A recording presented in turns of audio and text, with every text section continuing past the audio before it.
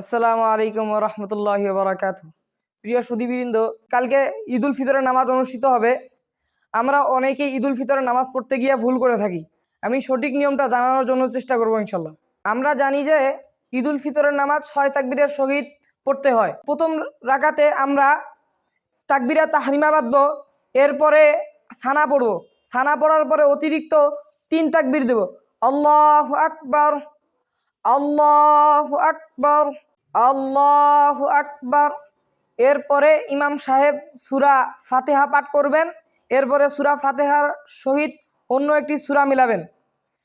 এরপরে আমরা রুকুতে যাব। প্রথম রাকাত শেষ হয়ে গেল। দ্বিতীয় রাকাতে আমরা থেকে উঠব। উঠার পরে হাত বাঁধার পর ইমাম সাহেব সূরা ফাতিহা পড়বেন এবং সূরা ফাতিহার সাথে অন্য একটি সূরা মিলাবেন। এরপরে আবার 3টি তাকবীর হবে।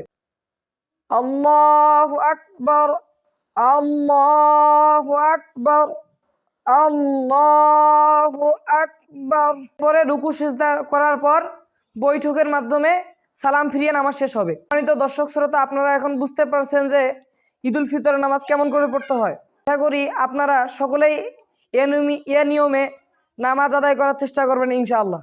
একটি শিক্ষণীয় ভিডিও, এটা আপনারা অন্য ভাইদেরকে শেয়ার করে দিবেন, যারা ওনারাও শিখতে পারে এবং এ নিয়মে নামাজ আদায় করতে পারে। সবাইকে ঈদ মুবারক। আসসালামু আলাইকুম ওয়া রাহমাতুল্লাহ।